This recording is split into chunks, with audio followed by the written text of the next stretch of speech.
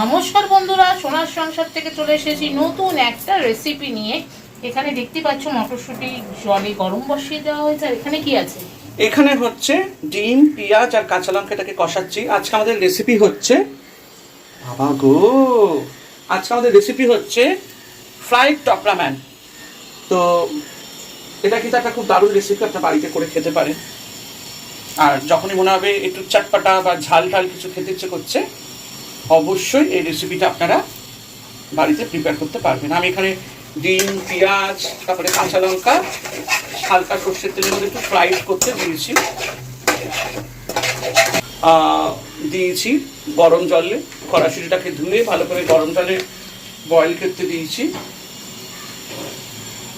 এগুলো mini breakfast, যেগুলো আপনারা বাড়িতে অনায়াসেই করতে পারেন। আর আমাদের বাড়িতে ম্যাগি, টপরাম্যান, ইয়েপি এগুলো আমাদের খুব চলমান, সবাই খায়। একটু বাচ্চারা লঙ্কাটা পরিমাণ মতন দেবেন। যদি বাচ্চাদের জন্য বানান তো লঙ্কা নামমাত্র দেবেন, না দিলেও চলে। যদি বড়রা খায়, যারা একটুখানি ঝাল খেতে ভালোবাসে, তাদেরকে একটুখানি আপনারা মানে সেই ক্ষেত্রে আপনারা একটুখানি বেশি করে লঙ্কা দিতে পারেন। তো দেখতে পাচ্ছেন কড়াইশুঁটিটা ভালো করে জলে বয়েল হচ্ছে। আর এই যে টপরাম্যান, এটা আমার খুব ফেভারিট। ছোটবেলা থেকে টপরাম্যানটা খেতে ভীষণ ভালোবাসতাম, আজও টপরাম্যান চলে। তো এখানে আমরা দিয়ে দেব টপরাম্যান। সকালে ব্রেকফাস্টটা কিন্তু দারুণ মজাদার, পেট ভরে ভালো করে। আর পারলে আপনারা একটু চিকেন ফ্রাই করেও দিতে পারবেন। সেটা একদিন আমি আপনাদের চিকেন ম্যাগি করে দেখাবো খুব সুন্দর করে। দিয়ে দিলাম জাস্ট ফর 2 মিনিটস। এটাকে একটুখানি রাখবো।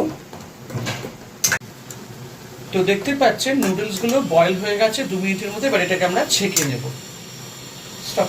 এখানে দেখো ডিমের ভুজিয়াটা পেঁয়াজ লঙ্কা দিয়ে যেটা করেছিলাম সেটা খুব সুন্দর ফ্রাই হয়ে গেছে। আর এই টপরাম্যানটা দিয়ে দিলাম, যেটা আমরা ছেঁকে নিয়েছিলাম। It's like chowmein actually, you know. এটাকে ভালো করে এখন আমরা টস্ট করে নেব একটুখানি। খেতে কিন্তু দারুণ স্বাদ এটা। এবার আমরা মশলাটা দিয়ে দেব।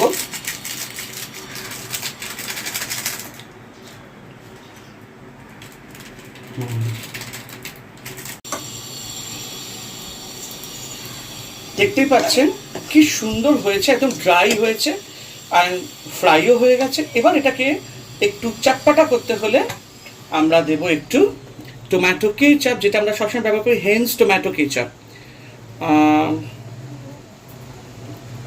জাস্ট ওয়াও, ব্যাস আর না।